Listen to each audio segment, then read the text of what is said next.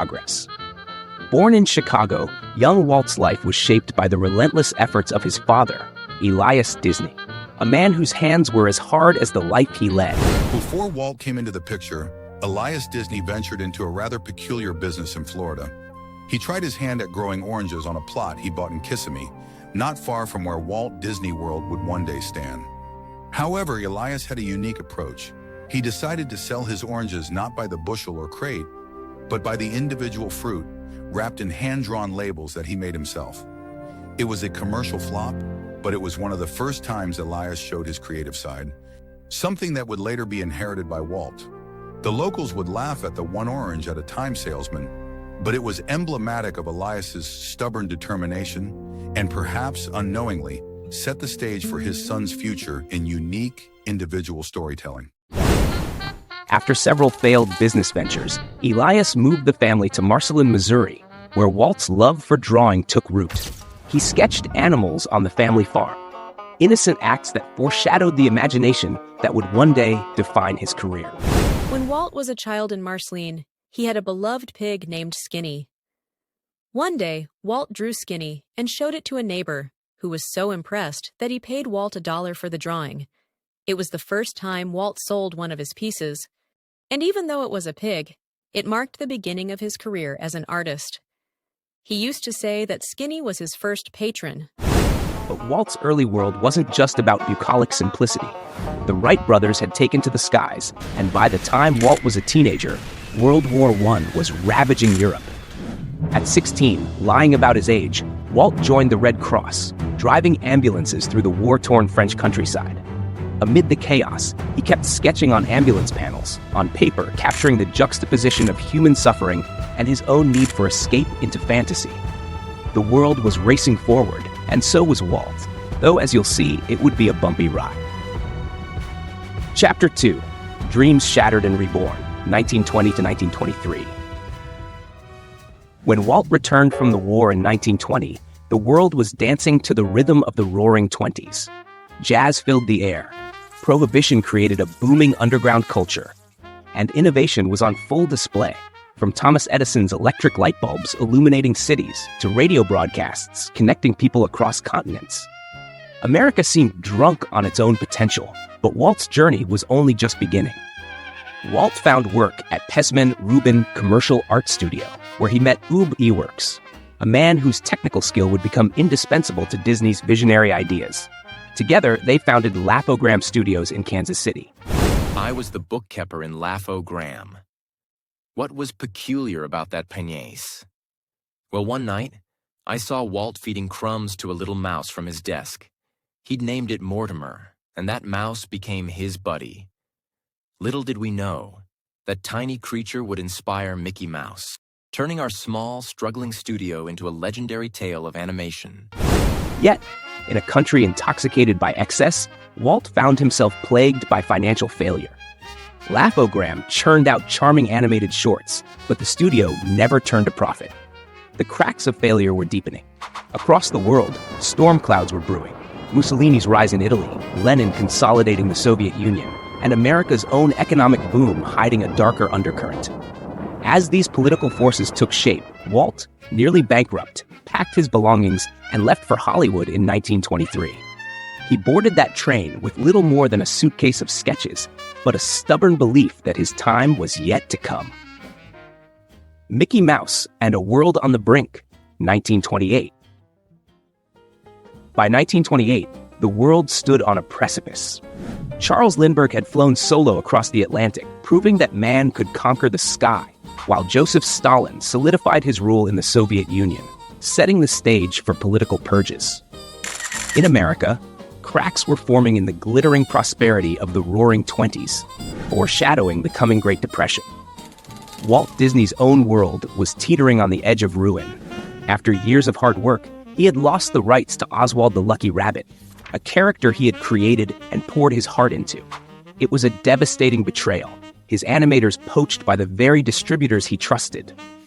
But from this loss, Walt birthed a mouse, small, scrappy, but full of the hope and resilience Disney himself possessed. Mickey Mouse wasn't just a character. He was a symbol of the indomitable spirit that defined Walt's journey. I'm the person that did the voice of Donald Duck. Here's an incredible story about Mickey Mouse. At one of the first Disney premieres, we were showing Steamboat Willie to the public. The audience was laughing and cheering, but then something magical happened. After the screening, a little girl in the front row, with tears of joy, ran up to the screen trying to hug Mickey. That moment, seeing the love and connection people had with this animated character, showed me that Mickey wasn't just a mouse. He was a part of people's hearts. On November 18, 1928, in a packed theater in New York, Steamboat Willie premiered.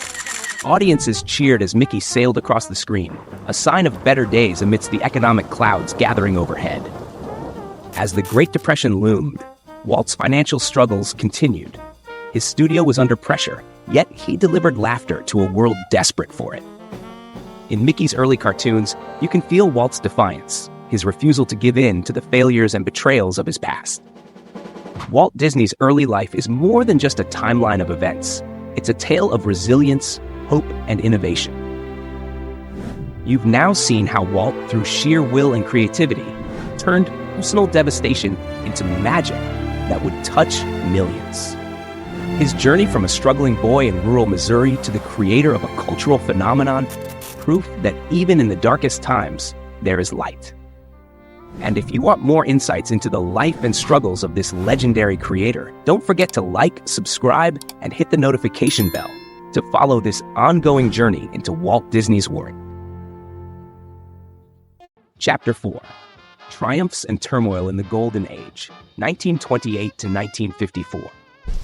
In this chapter, we're diving into a period where Walt Disney reached dizzying heights of success while simultaneously facing the harshest challenges of his career. I promise you'll discover the delicate balance between the dazzling innovations that changed animation forever and the personal and professional turmoil that nearly tore his dreams apart. By the end of this chapter, you'll see how Walt's vision triumphed, even amid moments of deep crisis. The golden era and creative innovations. Walt Disney's meteoric rise began with the success of Steamboat Willie in 1928, forever changing the face of animation. By the early 1930s, Disney's studio became a powerhouse, pushing boundaries with each new project. Technicolor was one of Disney's earliest innovations, revolutionizing how audiences experienced animation. With the release of Flowers and Trees in 1932, Disney introduced a stunning visual experience, and the world, still recovering from the Great Depression, was mesmerized by this leap in entertainment. Watching Flowers and Trees was like witnessing the Northern Lights for the first time. Each frame was an explosion of wonders that made us forget our sorrows. Disney's magic didn't just paint our screens with colors, it painted our hearts with hope. It was a moment of revelation, where the art of animation was elevated to the realm of supreme art, touching the deepest fibers of our humanity. But Walt wasn't done. His most ambitious project came in 1937 with Snow White and the Seven Dwarfs, the first ever feature-length animated film.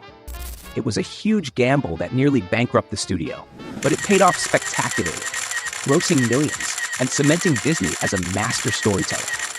Behind these triumphs, however, was a man consumed by his drive for perfection, often clashing with his animators and pushing them to the limits of creativity and endurance. Imagine, if you will, a world where every brush stroke has to capture the essence of life itself. That was Snow White. Walt had a wild idea to animate the heartbeats of characters, to make their emotions visible through the quiver of a leaf or the shift of shadows. We animators were like alchemists trying to turn pencil leads into gold under Walt's watchful gaze. He'd often sneak into the studio at night, critiquing scenes by candlelight, his shadow merging with the characters as if he was part of the magic. The pressure was immense, but so was the magic we were creating. We were sculpting dreams out of ink, and in those moments of exhaustion, we felt like we were part of something truly immortal. The strike of 1941, triumph and turmoil collide. While Disney's creative output soared, trouble brewed behind the scenes. By 1941, tensions at the studio came to a head as animators, frustrated by low wages and long hours, went on strike. For Walt, this was a deeply personal blow. He had built the studio from the ground up, and the strike felt like betrayal. I will take you behind the glittering facade to see how this event exposed cracks in Disney's empire. The strike, occurring against the backdrop of a world at war, left Walt disillusioned and marked a turning point in his relationship with his employees. Though he was forced to acknowledge the Screen Cartoonists Guild, the studio was never quite the same again. Walt grew increasingly paranoid, believing communists had infiltrated his ranks, reflecting the political tensions of the time. I'll never forget the day we brought a guillotine to the picket line. It was our peculiar brand of protest art, a dark jest to signify how serious we were about cutting away the injustices at Disney.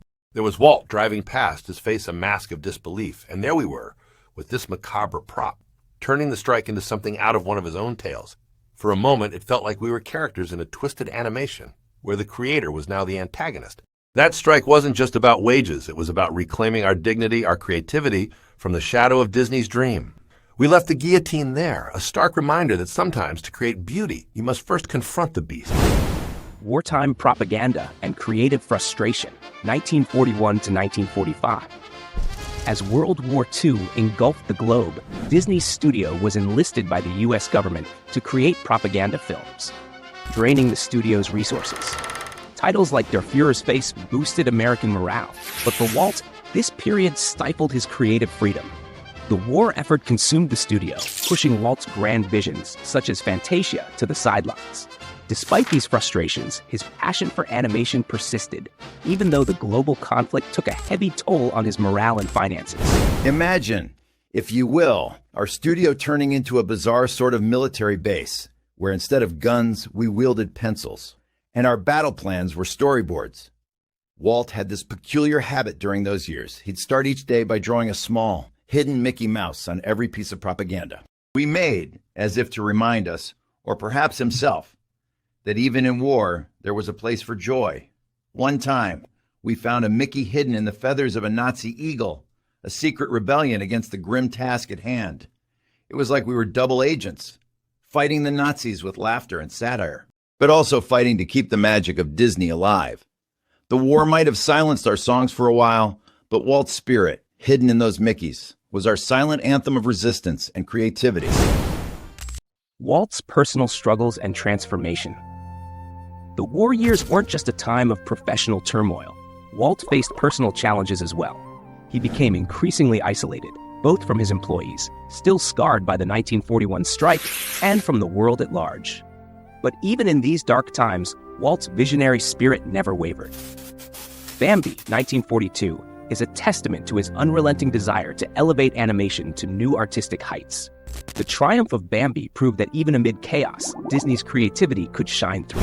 Walt had this odd habit during Bambi. He'd sketch sketches of the forest in his office, but not for the film, for himself. It was like he was trying to find peace in those trees, a way back to his own childhood innocence. He'd murmur about Bambi's mother, how her loss mirrored his own sense of isolation. That film was his therapy, his way to reconnect with the world, one little fawn at a time. Conclusion: triumph amid turmoil. The period from 1928 to 1954 saw Walt Disney revolutionize the entertainment industry, creating some of the most iconic works of animation. But behind the brilliance lay a man constantly at war, with himself, his employees, and the pressures of a rapidly changing world. I promise, the story of Walt's golden age is not just about success. It's about resilience, ambition, and the triumph of vision in the face of overwhelming odds. Don't forget to like, subscribe, and hit the notification bell so you can stay with me as we venture into the next chapter, where Walt's post-war years mark the birth of Disneyland and a new era of innovation. And don't forget to comment on what was the first Walt Disney movie you ever saw. Chapter 4: The Pursuit of Perfection and Legacy, 1955 to 1966. In this final chapter, we'll explore Walt Disney's most daring projects, as well as the intense personal and professional battles he faced during the last years of his life. You'll see not only the brilliance of Disneyland and his futuristic vision for Epcot, but also the hidden toll that perfectionism, workaholism, and personal demons took on his health. Working with Walt on those last projects, you could see the fire in his eyes, but also the shadows. Disneyland was his playground, Epcot his dream for tomorrow, but behind that genius was a man pushing himself to the brink. He'd work through the night, his health visibly deteriorating, yet he wouldn't stop. It was like he was racing against time itself.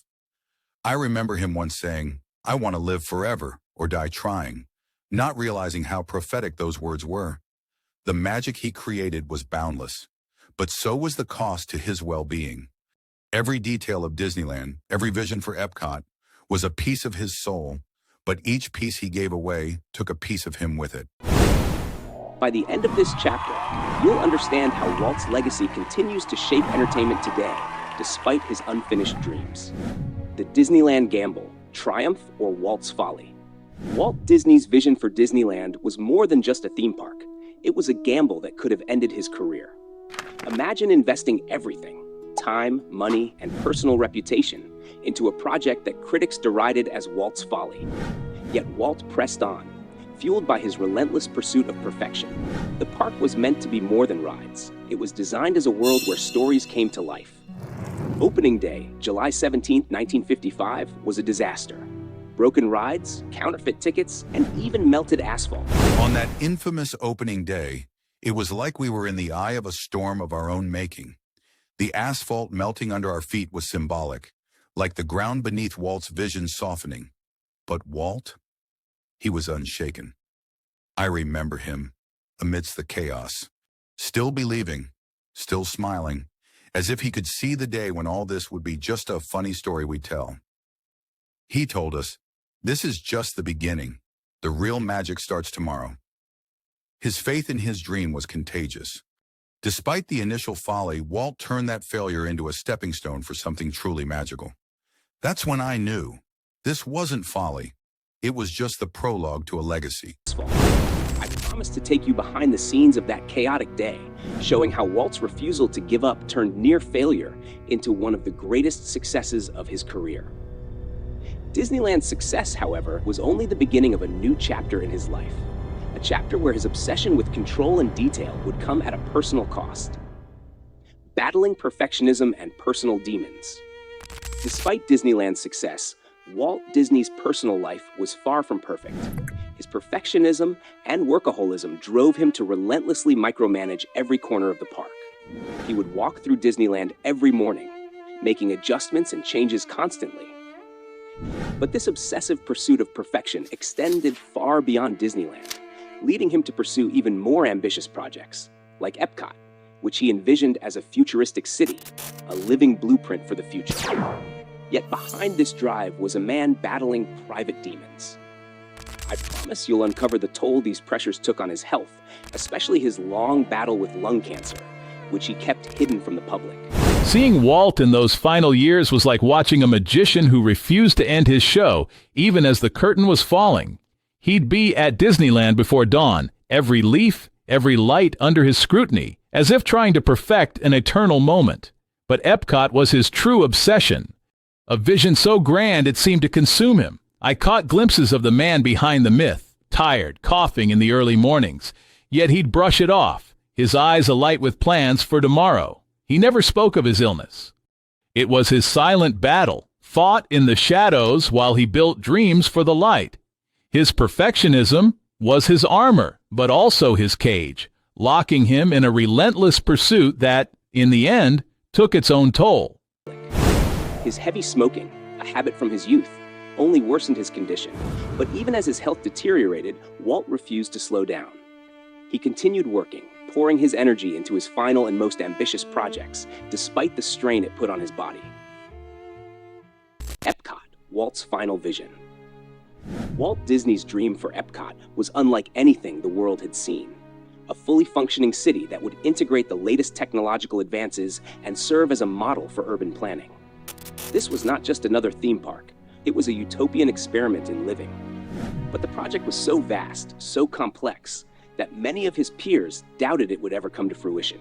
Elias Disney Sr., before Walt was born, was part of a group that tried to start a utopian community in Michigan. They aimed to live off the land, share resources, and live by strict moral codes. However, the experiment failed dramatically when a group of bears ransacked their food stores, leading to a comedic yet chaotic retreat from the wilderness. It was one of the many adventures Elias embarked on, always searching for that perfect place or opportunity, a trait that would resonate with Walt's later ventures into creating magical worlds. you'll see how Walt's relentless vision clashed with the practical realities of creating such a city, and how his declining health made it an even more personal struggle. Despite his illness, Walt's visionary mind never rested.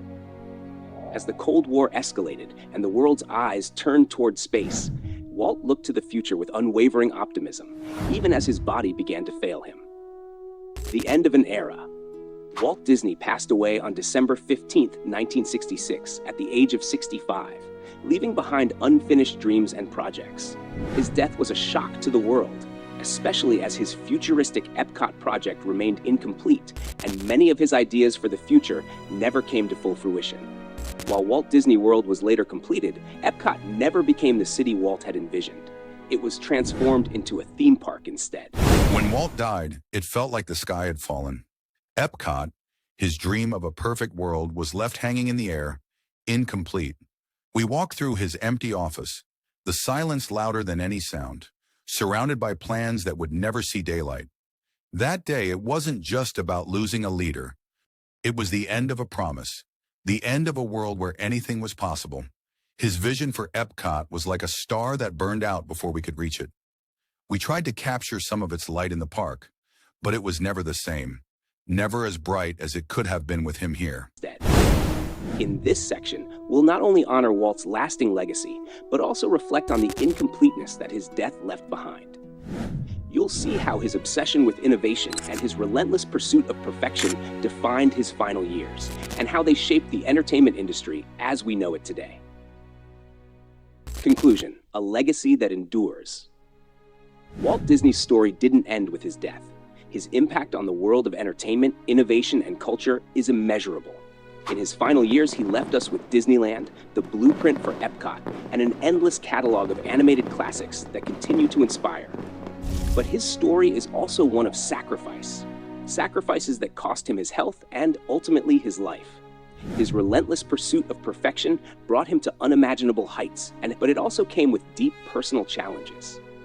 Even in death, Walt Disney's legacy continues to shape the way we dream, innovate, and tell stories.